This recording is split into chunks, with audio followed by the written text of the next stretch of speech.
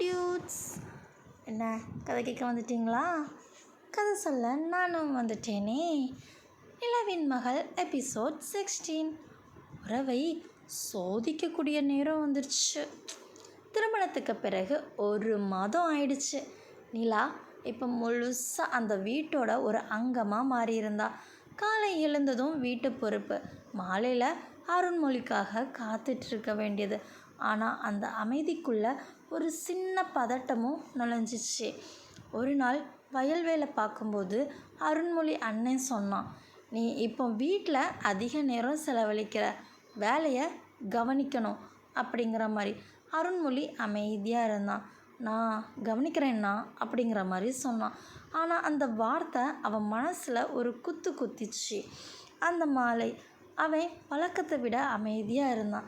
என்னாச்சு அப்படின்னு அவள் கேட்டா. ஒன்றும் இல்லை, என்னோடய முகத்தை பார்த்து பொய் சொல்லக்கூடாது, உண்மையை மட்டும் சொல்லணும், என் முகத்தை பார்த்து சொல்லுங்கள் அப்படிங்கிற மாதிரி சொன்னான். அவன் சிரிக்க முயற்சி செஞ்சாலும் அவள் அதை உணர்ந்துட்டா. என்ன வேலை பிரச்சனையா? அவன் தலையசைச்சான். ஆமாங்கிற மாதிரி. அடுத்த சில நாட்கள் அவன் வேலையில் மூழ்கி இருந்தான். நிலா அவனுக்காகவே காத்துட்ருந்தா. ஒரு இரவு அவன் ரொம்ப சோர்வாக வந்து படுத்தான். அவன் மெதுவாக அவன் தலைமுடியை அப்படியே வருடி விட்டா. நான் உங்கள் பக்கம்தான் இருப்பேன் அப்படின்னு. அவன் கண் திறந்து அவளை பார்த்தான். நீ தான் எனக்கு தைரியம் அப்படிங்கிற மாதிரி அவனும் சொன்னான். ஒரு நாள் தலைவர் எல்லாரையும் கூப்பிட்டாரு. நம்ம நிலம் பிரித்து பொறுப்பாக கொடுக்கணும் அப்படிங்கிற மாதிரி சொன்னார். அந்த முடிவு அருண்மொழிக்கு ஒரு பெரிய சவாலாக இருந்துச்சு. அவன் தனியாக ஒரு பகுதியில். அவன் மனசில் சந்தேகம், நான் இதை சமாளிக்க முடியுமா அப்படிங்கிற மாதிரி அவனுக்கு தோணுச்சு. அந்த இரவு நிலா அவன் அருகே வந்து அமர்ந்தா. நீங்கள் பயப்படுறீங்களா? அவன் சிரித்தான். கொஞ்சம். நீங்கள் முன்னாடி என்ன சொன்னீங்க ஞாபகம் இருக்கா?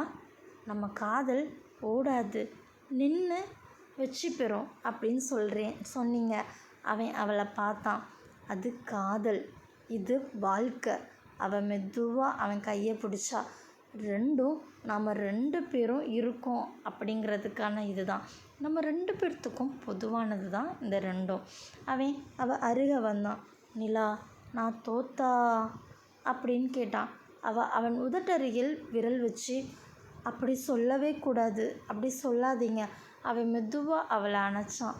இந்த முறை அது ஆசை இல்லை, ஒரு ஆதரவாக அணைச்சான்.